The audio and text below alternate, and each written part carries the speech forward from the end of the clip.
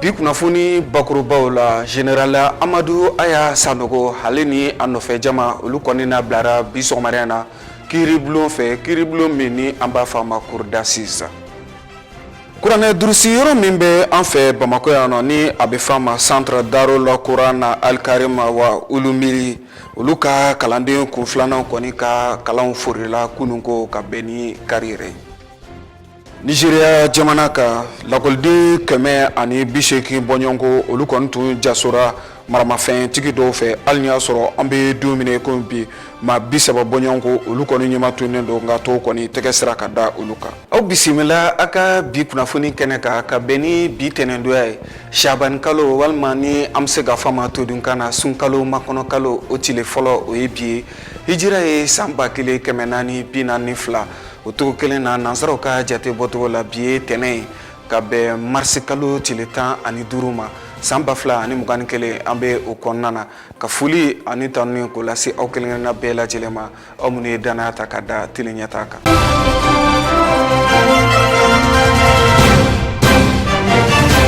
Ministre min sigilen don anw ka jamana kɔnɔ balo walima dun ka fa o bɛ se ka sabati cogo min na ni a bɛ fɔ a ma commissaire à la sécurité alimentaire bi sɔgɔmada na olu kɔni ye baaraw nun don baara min bɛ tali kɛ u yɛrɛ ka kisaw la min ye cɛsiriw ye min bolo dar'u yɛrɛ fɛ san 2020 ka na san 2021 yɛrɛ kɔnɔna na gɛlɛya bɛ maa minnu kan ni balo yɛrɛ kɔni kan ka doni ka taa di ma u sigiyɔrɔ yɛrɛ la ɲinini minnu kɛra o la walima cɛsiri minnu bilara sen kan o waleya ninnu na da na doni bɛɛ lajɛlen na ni ka fɛsɛfɛsɛli kɛ ni ye nin baara in ta ka lajɛ a kɔni bɛɛ lajɛlen ɲɛnamayara bi sɔgɔmada in na dunanjigiso min yɛrɛ bɛ an fɛ Bamakɔ yan nɔ ni a bɛ fɔ a ma hôtel Salam jamana in maaba caman ka taa se dɛmɛbagajɛkulu ma olu tun bɛ a kɛnɛ kan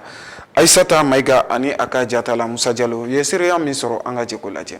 Cakɛda min bɛ an ka jamana kɔnɔ walasa baloko yɛrɛ bɛ se ka sabati cogoya min na olu ka ɲɛmaaba ministre commissaire à la sécurité alimentaire ale kɔni ye lajɛrɛba dɔ kɛ bi ni lajɛrɛ in kɔni tɛ dɔwɛrɛ an ka sɛnɛ baaraw yɛrɛ n'o bɛ tali kɛ san 2020 o ni san 2021 baaraw la ka se ka o baaraw yɛrɛ dayɛlɛ cogoya min na fo ka taa se maaw ma gɛlɛya yɛrɛ bɛ maa minnu kan nin wagati in na an ka jamana kɔnɔ. La présente session de mars 2021 qui nous réunit aujourd'hui. An ka jamana kɔnɔ jɛkulu min bɛ yen n'olu ka baara bɛnnen bɛ baloko kɔlɔsili ma ani dunkafa ka se ka sabati an ka jamana kɔnɔ olu ka san 2021 sigi baaraw bilala sen kan bi sɔgɔmada in na a ɲɛma ka kɔrɔfɔ la a ko laɲini min bɛ olu la dɔwɛrɛ tɛ Mali kɔnɔna na min ye dunkafa sabatili ye ale ni ɲɛta ka se ka sabati malidenw yɔrɔ sɛnɛfɛnw ka se ka jidi o de kɔni ye olu ka hakilinaw ye o waleyaw de kɔni kɛra sababu ye sigi tako filanan min baaraw bɛna bila sen kan u bɛna ɲɛfɔli kɛ san 2020 kɔnɔna na gɛlɛya min kɔni yera sɛnɛ kunkanko la an ka jamana kɔnɔ ka se ka o waleya ninnu kɔni ɲini k'olu fɛsɛfɛsɛ ko a jaabiw bɛna kɛ an ka jamana minisiri ɲɛma yɛrɛ ɲɛnɛ n'o ye Moktar Wani ye ka sanga ni baara in yɛrɛ nafa yɛrɛ ye a ɲɛma kɔni ko ale bɛ wele bila dɛmɛbaw ale ni maa minnu bɛ n'olu bɛ hakili jagabɔ la nin baarako ninnu na olu bɛɛ lajɛlen ka wuli k'u jɔ k'u seko n'u damayira yɛrɛ kɛ min bɛ se ka kɛ sababu ye balo kunkanko la ani dunkafa kunkanko la olu waleya ninnu ka se ka jidi an ka jamana kɔnɔ a yirala k'a fɔ novembre kalo la san 2020 kɔnɔna na jateminɛ ni sɛgɛsɛgɛliw kɛlen kɔfɛ min ye ji walankata kɔni ye o kɔni kɛra sababu ye ka cɛnni yɛrɛ kɛ malosɛnɛnaw ma ale ni waati laban ninnu na coronavirus bana yɛrɛ yɛlɛli o fana kɛra sababu ye ka gɛlɛyaba yɛrɛ don sɛnɛ kunkanko la fo ka taa se lakanabaliya min bɛ an ka jamana yɛrɛ kɔgɔduguyanfan fɛ hali ka taa se min ye an ka jamana yɛrɛ woroduguyanfan fana ye gɛlɛya dɔɔni yɛrɛ fana sɔrɔla olu fɛ o waleya ninnu fana bɛɛ lajɛlen kɛra sababu ye ka gɛlɛya yɛrɛ lase baloko ta fan ma an ka jamana kɔnɔ fo ka taa se Mali yɛrɛ marabaw ale ni Mali dɛmɛbaa jɛkulu olu bɛɛ lajɛlen kɔni ye gɛlɛya dɔ sɔrɔ barisa olu ka jija ani cɛsiri bilalen bɛ walasa dunkafa ani baloko kunkanko a ka se ka nɔgɔya an ka jamana kɔnɔ nka maa wɛrɛ bɛ minnu ye maa kana gɛlɛn maaw ye olu fana ka baara bɛnnen bɛ ka se ka nin ko ninnu bɛɛ lajɛlen kɔni buruja.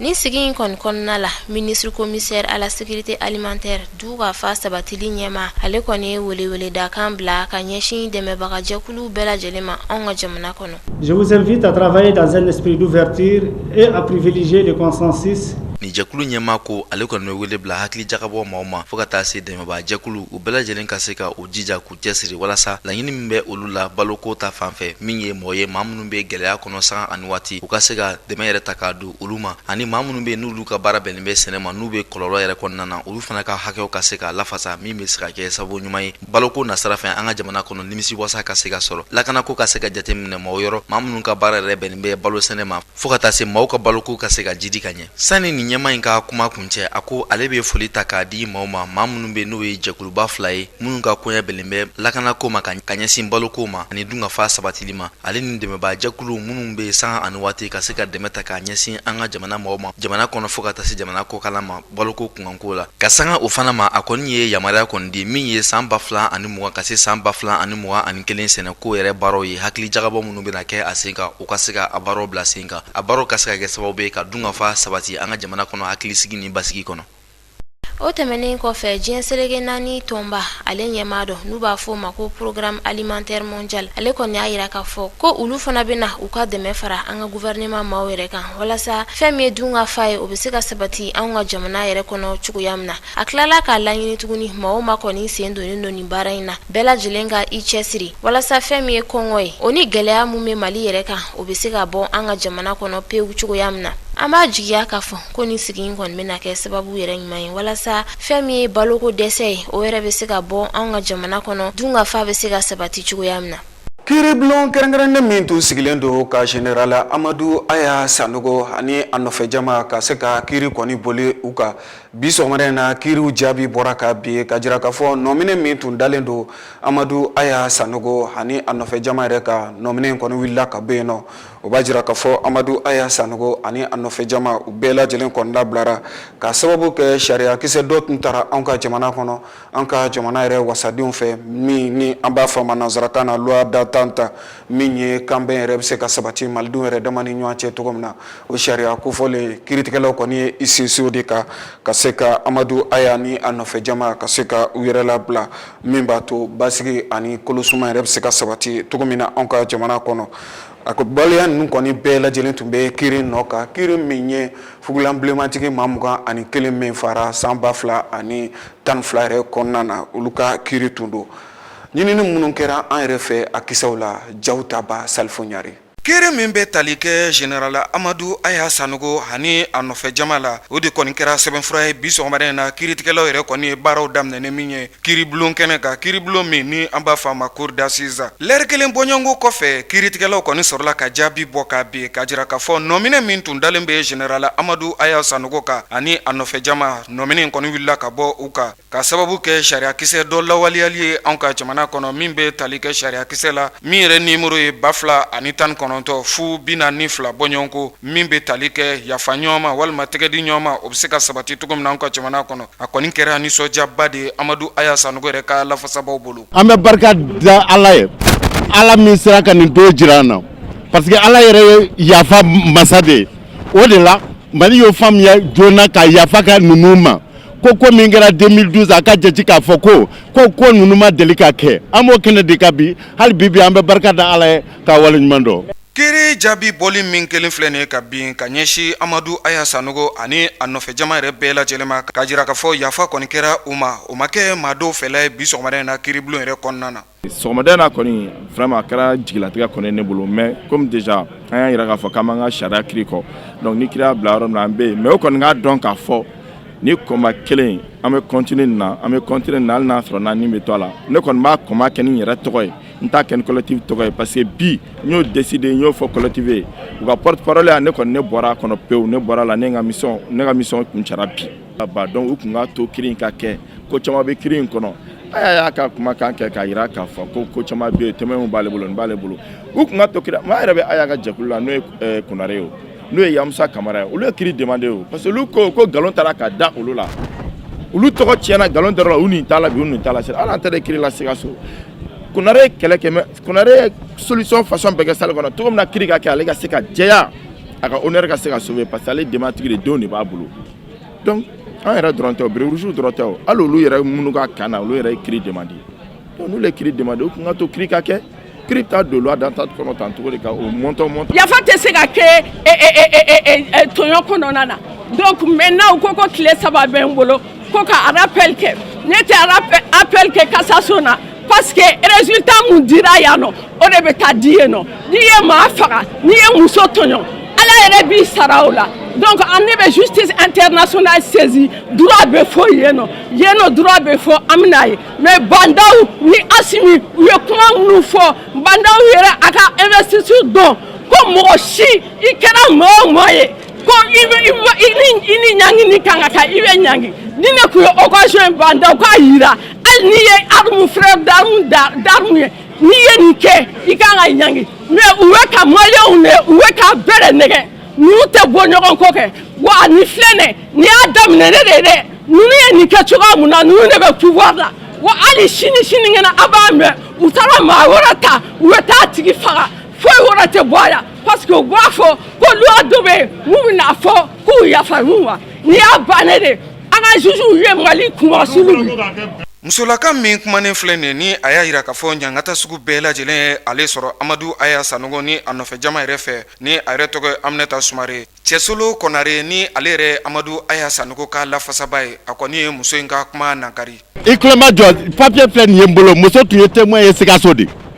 témoin de tun don mɔgɔ si ma se a ka tafe bolo ma hakilina de b'a la kalon de don pou a papier filɛ nin bɛ se ka photocopie ka d'a ma elle était témoin à Sikaso 8 ans san segin an bɛ fɛn na muso kun ma bɔ k'i bɛna fɔ mun daminɛ na foyi ma daminɛ a tɛ ka tafe mun y'i ka tafe fara t'olu farabaw ɲini ne ka client n'o tɛ merci bien. Sariya tigilamaw kɔni sɔrɔla ka wele da ka fɔ tile 3 kɔni bɛ maaw bolo maa minnu y'a yira ka fɔ ɲangata kɔni kɛra u ka walima ni u kɔni ma jɛ ni jaabi ye min b'a to u bɛ se ka se anw ka jamana sariya yɛlɛlen bondasu wɛrɛ la walima diɲɛ yɛrɛ kiiribulon wɛrɛ la yanni o cɛ général Amadu Aya Sanogo ani a nɔfɛ jama tɔ bɛɛ lajɛlen kɔni labilara ka taa u ka denbaya yɛrɛ kɔnɔna na.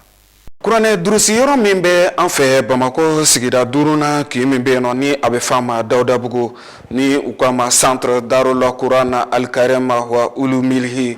ninnu ka kalanden kun filanan olu kɔni tilara kalan na ni nin kalanbolo yɛrɛ ta k'a lajɛ a tɔgɔ dara maa min na o de ye Sheikh El Hadji Fode Sukuna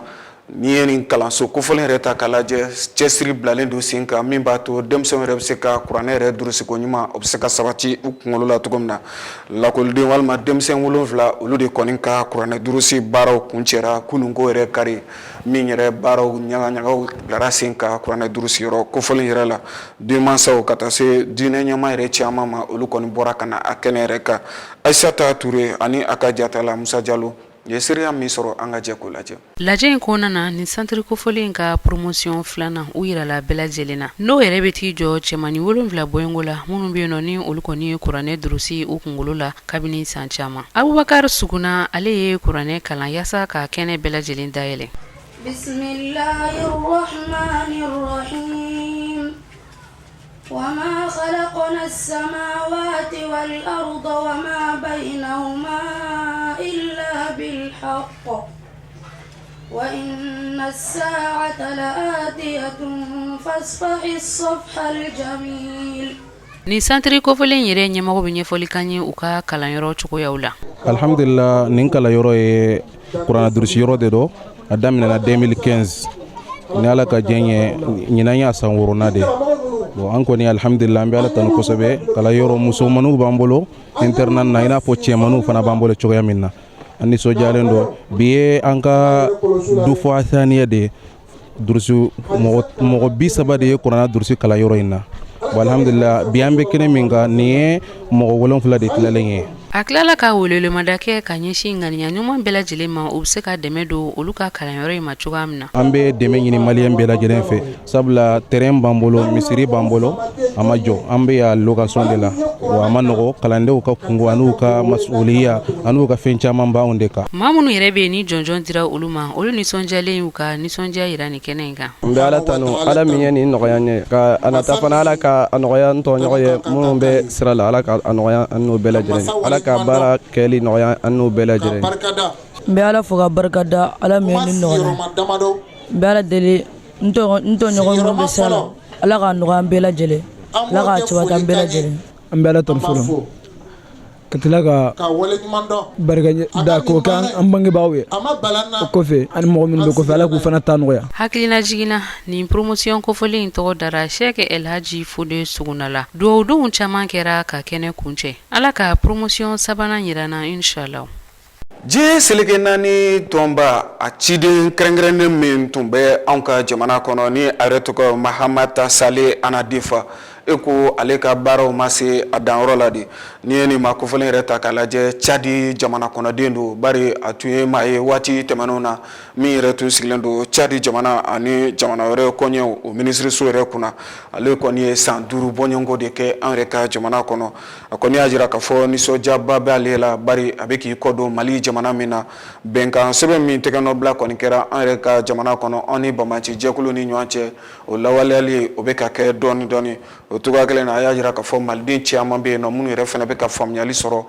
diɲɛ kɛlɛbolo min bɛ an ka jamana kɔnɔ n'a bɛ f'a ma ko MINUSMA walasa an ka se ka faamuyali sɔrɔ a kisɛ la Maimuna Kulibali ye ɲinini minnu kɛ an ka jɛ ko seerew lajɛ. Diɲɛ seleke naani tɔnba o ni ka maa kɛrɛnkɛrɛnnen min tun bɛ an ka jamana kɔnɔna la yan nɔ ni a tɔgɔ ye Mahamata Sale Anadifi ni ale tun ye diɲɛ seleke naani tɔnba secrétaire général des Nations Unies o ka nɔnabila ye hakilila jiginna ni mako fɔlen Cadien ne don a ye san 5 bɔɲɔgɔnko o de kɛ an ka jamana yɛrɛ kɔnɔna la yan nɔ a ka baaraw kɔni kun cɛlen a ye kumakan kɛrɛnkɛrɛnnenw bila ka sɔrɔ ka taa a ka kumaw kɔnɔna la a y'a jira k'a fɔ ko kalataw kɛli jɛmu fanga kɔnɔna la politikimaw ni ɲɔgɔn cɛ ɲɔgɔn sama-sama ani fanga dafiriw fara ɲɔgɔnkanw fo ka taa se banbanci waleyaw ma ko ninnu bɛɛ ye fɛn minnu ni olu bɛ ka kɛ Mali kɔnɔna la ka a sera wagati ye Mali yɛrɛ bɛ se ka bɔ ni gɛlɛya ninnu kɔnɔna la cogoya min na a ka ɲɛfɔliw kɔnɔna la i n'a fɔ maa caman fɛnɛ bɛ a ɲɛfɔ cogoya min na a ko maa minnu ni olu kɔni ye fintigila ka kuluw ye ko olu b'a la ka accord de paix d'Alger minɛ cogoya min na ko o bɛ kɛ i n'a fɔ o minɛ cogo in ka fisa ka tɛmɛ wagati tɛmɛlen fanga ta kɛcogoya kan o senfɛ a ko maa bɛ se ka jigiya k'a fɔ ko yɛlɛmaw b'a la ka don kow la dɔɔni a ka ɲɛfɔliw kɔnɔna la a y'a jira k'a fɔ ko ale ka nimisi wasa dɔ fɛnɛ ye an ka jamana yɛrɛ kɔnɔna la i bɛna ye k'a fɔ Kidali marabolo la min ye Mali yɛrɛ drapeau ye ko o sera ka gulo ko hali n'o y'a sɔrɔ yɔrɔ in kɔni mara bɛ halisa Banbanci jɛkulu dɔw bolo o kɔfɛ a y'a jira k'a fɔ ko diɲɛ seleke naani tɔnba MINUSMA ko o bɛ baara min na ko o ko bɛ ka faamu dɔɔni ko wa ko u bɛ k'a to u ka se k'u ka baaraw fɛnɛ kɛ ko fɛnɛ ale ka nimisi wasa ko b'a dɔ ye a ka ni san 5 yɛrɛ kɔnɔna la ko wa ko o ye ko ye ko min ni nafa caman bɛ se ka bɔ o kɔnɔna la a ka kumaw kɔnɔna la a y'a jira k'a fɔ ko conseil de sécurité k'a b'a jigiya k'a fɔ ko olu ka mandat kofɔlen kɔnɔna la k'u na fɛɛrɛ caman sigi sen kan ko ale kɔni bɛna taa jamana wɛrɛ kan ko nka ko Mali kɔni ko o tora ale dusukun kɔnɔna la Mahamata Sale Anadif a bɔlen an ka jamana yɛrɛ kɔnɔna la yan nɔ a kɔni taara i kunda Senegal jamana kan ni a ye a bololaminɛw jigi yen nɔ a ye jɔyɔrɔ kɛrɛnkɛrɛnnen min sɔrɔ o de kɛra diɲɛ seleke naani tɔnba a bɛ fɔ jɔyɔrɔ ma ko secrétaire général des Nations a kɛra o ka nɔnabila ye farafina tilebinfɛ bolo tɔgɔya la a ye taara maa min nɔnabila o de ye El Gassim Wani ni o fɛnɛ kun ye Moritani magobatigiba ye Farafina kibaruyaw ka taa se diɲɛ fantow bɛɛ lajɛlen na an b'aw ladɔnniya k'a fɔ farafina tilebi jamana min bɛ yen nɔ ni a bɛ f'a ma Nigeria k'u gwɛlɛyalen don an bɛ don min na i komi bi ka sababu kɛ jatigɛwale walima maramafɛn tabaga dɔw minnu kɔni ma se ka bugulatigɛ dɔn cogo si la olu kɔni ta bila bɛ nin waati laban na lakɔlidenw yɛrɛ jasoli ma hali ni y'a sɔrɔ Nigeria yɛrɛ finitigilakaw kɔni bɛ ka wulikajɔw sabati lakɔliden minnu jɔsira ni majugu ka bolo kan farafina kibaruyaw ka taa se diɲɛ fantow ma an ka o lajɛ ɲɔgɔn fɛ. Niger jamana kan u ka sanubɔyɔrɔ min bɛ n'a bɛ wele ko Cominac n'a b'u ka marabolo la min bɛ wele ko Dakuta a yirala k'a fɔ ko o yɔrɔ in bɛna datugu marsikalo tile 31 san 2021 min an b'a kɔnɔ a kunnafoniya kɔni dira maa fɛ maa min bɛ wele ko Musa Sule n'o ye nin sanubɔyɔrɔ in yɛrɛ ɲɛmaa ye jateminɛw y'a jira k'a fɔ ko nin waleya in bɛna kɛ sababu ye min ye baarakɛla 600 ɲɔgɔn bɔɲɔgɔnko ye olu bɛna bila ka bɔ baara yɛrɛ la Musa Sule ka kɔrɔfɔ la a ko dugujukɔrɔfɛn bɛ ka bɔ nin yɔrɔ kɔfɛlen na a bɛ san 40 ɲɔgɔn bɔɲɔgɔnko bɔ jateminɛw y'a jira k'a fɔ ko olu kɔni tilara baara yɛrɛ la o waleyaw bɛna kɛ sababu ye olu bɛna maa 600 kɔni bila ka bɔ baara la nka min ye sefa wari miliyɔn 20 ka se miliyɔn 60 ɲɔgɔn bɔɲɔgɔnko ma o bɛna o di baarakɛlaw kɔni ma nka baarakɛlaw ka ɲɛmaa ka kɔrɔfɔ la n'o ye Nu Amadu ye ale y'a jira k'a fɔ ko o wari kɔfɔlen ko o tɛna olu bɔ olu kɔni b'a ɲini sanubɔla maa ninnu fɛ min ye sɔrɔ yɛrɛ kunkanko ye u ka se ka o dɔ yɛrɛ dayɛlɛ ka denmisɛnnama ninnu kɔni bila baara la barisa k'olu ka baarakɛla fanba bɛɛ lajɛlen denmisɛnnama de ye n'i ye nafolo in ta k'a d'u ma n'i ma baara d'u ma nafolo in mana dun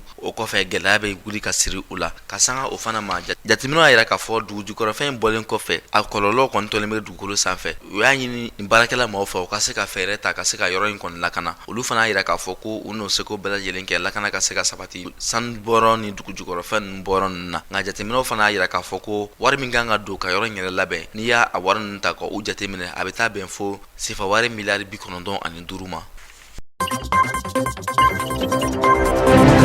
Nigeria jamana kan an bɛ wala duniya k'a fɔ min ye alamisa tɛmɛlen ye maa ŋɛnɛyajugu ye wulikajɔ dɔ kɛ ka ɲɛsin u ka kalanso dɔ ma a waleyaw kɔni kɛra sababu ye min ye maa 200 ɲɔgɔn bɔɲɔgɔnko ye kalandenw minnu si bɛ tali kɛ san 17 na fo ka taa se u ka karamɔgɔ ma olu caman kɔni minɛna maa murutilen ninnu kɔni fɛ a kunnafoniya yɛrɛ dira Nigeria yɛrɛ jamana marabaaw kɔni fɛ a yirala k'a fɔ ko nin waleyajugu in kɛlen finitigilakaw kɔni ye wulikajɔ bila sen kan ka yɔrɔ bɛɛ lajɛlen kɔni fɛsɛfɛsɛ o waleyaw kɔni kɛra sababu ye min ye maa 180 ye ka se kalanden 42 ma ale ni karamɔgɔ 80 ɲɔgɔn bɔɲɔgɔnko fo ka taa se kalanden 130 cɛmisɛnninlakaw la finitigilakaw sera ka olu kɔni lakisi nka jateminɛw y'a yira k'a fɔ ko kalanden 30 ɲɔgɔn bɔɲɔgɔnko bɛ yen olu kɔni ma se ka sɔrɔ ka minɛ finitigilakaw kɔni fɛ nka o bɛna ta wulikajɔ kolo gɛrɛyalen don finitigilakaw fɛ walasa o maa 30 in ka se ka ɲini ka ye jateminɛw y'a yira k'a fɔ ko nin ye a siɲɛ 4 ye kalo 3 kɔni kɔnɔna na min ye maa ŋaniyajugu ninnu ye u bɛ nin waleyajugu kɔni kɛ Nigeria jamana kɔni kan tuma bɛɛ u bɛ taa bin dugu dɔw kan min ye u ka baganw n'u ka balo ye ka caman kɔni ta a la a waleyaw kɔni kɛra sababu ye fana san ani waati u bɛ kalanden dɔw fana minɛ waleyajugu in kɔni kɛra marabolo min na Nigeriakaw fɛ n'a bɛ wele ko afaka o finitigilakaw y'a yira k'a fɔ ka kɔrɔfɔ la ko u na ko bɛɛ lajɛlen kɛ min ye jateminɛ ni sɛgɛsɛgɛli ye u ka se ka to sen kan walasa nin waleyajugu ninnu dan ka se ka sigi a la. Centrafrique jamana kan u ka wasaden kalafulu bilala sen kan kunungo kari min bɛnna marisi kalo tile 13 ma a yirala k'a fɔ maa 1,1 ni kɔɲɔn bɔɲɔgɔnko de bɔra ka taa kalafili barisa wasaden 118 ni kan ka ɲini ka bila sen kan u ka marabolo bɛɛ lajɛlen kɔnɔna na nin waleya in kɔni kɛra basigi kɔnɔna na hali n'a yirala k'a fɔ ko yɔrɔ dɔ la ko furugufurugu kɔni tun bɛ maaw ni ɲɔgɔn cɛ nka laɲini tun bɛ ka boli min kan jamana yɛrɛ sariya sunba Centrafricaw fɛ a kun nana yira k'a fɔ sani mɛ kalo tile 3 nata cɛ wulikajɔw kan ka kɛ cogoya bɛɛ lajɛlen na walasa ka se ka wasadenw kɔni sigi jateminɛkɛla dɔw y'a yira k'a fɔ ko u ka kalanso dɔ bɛ n'a bɛ wele ko lycée Barthélemy Bokanda ko sɔgɔmada kɔni fɛ kalafililaw ma bɔ kosɛbɛ ka taa kalan yɛrɛ fili nka min ye basigi kɔni ye ko gɛlɛyaba kɔni tun tɛ o yɔrɔ kɔfɛlenw na nka maa dɔw yɛrɛ y'a yira k'a fɔ ko n'u ye kalafili yɛrɛ ta ka a sanga ni jamana ɲɛmaa sɔrɔsi kalafili ye min kɛra a ma mɛn kosɛbɛ ko danfaraba bɛ u ni ɲɔgɔn cɛ barisa hakilinaw ma se ka ɲɔgɔn yɛrɛ sɔrɔ yɔrɔ dɔw la nka kalafilila dɔw ka kɔrɔfɔ la olu ko laɲini min bɛ olu la o tɛ dɔwɛrɛ kalafili jaabi ka se ka kɛ jaabi ye jaabi min kɔni bɔra kalafilidenw yɛrɛ yɔrɔ ɲagamu ni yɛlɛma si kana don kalafili la min bɛ se ka kɛ sababu ye ka balawu yɛrɛ lase Centrafrique jamana yɛrɛ ma a yirala k'a fɔ Centrafrique marabolo dɔw bɛ yen mamurutulu ka waleyajugu kɛra sababu ye kalafiliw ma se ka kɛ basigi la o yɔrɔ kɔfɛlen ninnu na o yɔrɔ kɔfɛlen ninnu dɔw bɛ tali kɛ u ka faaba min n'a bɛ wele ko Bangi o gɛrɛfɛ dugu ninnu dɔw la ka sanga o fana ma min ye diɲɛ seleke naani jɛkulu tɔnba ye n'a bɛ wele ko ONU o y'a yira k'a fɔ ko min ye kɛlɛkɛcɛ yɛrɛ ba 3 ɲɔgɔn bɔɲɔgɔnko ye o bɛ na o fara kɛlɛbancɛw kan min bɛ se ka kɛ sababu ye bɛn ni basigi ni kolosuma ka se ka sabati Centrafricaw fɛ o waleyaw fana na kɛ sababu ye ka se k'u ka kalafiliw yɛrɛ kɔlɔsi gɛlɛya kan. Libi ministre ɲɛma kura n'a bɛ wele ko Abdelhamid Beida ale kɔni kalen k'i siyɛn bi jamana marabaaw ɲɛma k'a yirula k'a fɔ min ye baara kɔni ye a bɛ na o ta fo ka taa se jamana ɲɛma sɔnsi kalafili ma min kan ka kɛ desanburu kalo yɛrɛ nata la san 2021 min an b'a kɔnɔ nin baara ninnu kɛra u ka marabolo la marabolo min bɛ wele ko Tobruk ni ale yɛrɛ bɛ kilo 1300 ɲɔgɔn bɔɲɔgɔnko bɔ ka tingɔ u ka faaba la ni o ye Tripoli ye nin waleya in bɛna kɛ sababu ye politiki nasira fɛ Libi jamanadenw ka se ka fara ɲɔgɔn kan k'a don kulu kelen kɔnɔ min bɛ se ka kɛ sababu ye furugufurugu min bɛ u ni ɲɔgɔn cɛ o ka se ka ban kabini san 2011 Muammar Gaddafi ale ka fanga bɔsilen a la a yirala fana k'a fɔ min ye nin maa kɔfɛlen ninnu ye u bɛɛ lajɛlen kɔni farala ɲɔgɔn kan ka taa bolonɔbila kɛ sɛbɛnfura la diɲɛ serigani jɛkulu tɔnba min bɛ n'a bɛ wele ko ONU olu ɲɛmaaw kɔni ɲɛnɛ min kɔni kɛra Genèvekaw kɔni fɛ Abdelhamid Beida ale si bɛ san 61 de la dangan 3 ɲɔgɔn bɔɲɔgɔnko bɛ a bolo min ye ministre 26 ɲɔgɔn bɔɲɔgɔnko ye ani olu bɛna baara yɛrɛ kɛ ɲɔgɔn fɛ a yirala k'a fɔ ko u ka ministre so min ka koɲa bɛnnen bɛ Libi jamana ni jamana wɛrɛw ka koɲa ma fo ka taa se kiribulon ministre ko ma u kɔni dira an balaka dɔ ma nin kɔni ye a siɲɛ fɔlɔ ye o ministre so fana ka di an balaka ma barisa a yirala k'a fɔ ko wulikajɔ min laɲini min bɛ u la o tɛ dɔwɛrɛ baaraw ka se ka kɛ gɛlɛya ni tilennenya kan min bɛ se ka kɛ sababu ɲuman ye ka bɔ ni jaabi ye jaabi min bɛ se ka kɛ Libikadenw bɛɛ lajɛlen sago ye walasa u ka se ka don da kelen fɛ ka bɔ da kelen fɛ furugufurugu min kɛra sababu ye ka Libi yɛrɛ fara yafa ka se ka kɛ ɲɔgɔn ma o waleyajugu ninnu bɛɛ lajɛlen ka se ka dabila Libi ka se ka segin ka kɛ Libi ye i n'a fɔ diɲɛma n'a bɛ ka miiri ni hakilina min ye. nin bɛ dansigi kɛ aw ka bi kunnafoniw na ɲɛmɔgɔyaso ye minnu dalajɛ ka di an ma ka foli ani tani k'o lase aw kelenkelenna bɛɛ lajɛlen ma nin waati in na ka ɲini masa rahamani fɛ min ni an kun dalen bɛ a kan a musakako ala k'a nɔgɔya dutigi yɛrɛ kelenkelenna bɛɛ lajɛlen ka ɲini masa rahamani fɛ o cogo kelen na basigi ani kolosuma ala k'u sabati an ka jamana kɔnɔ ala ka sini di kibaru kɛnɛ yira an na.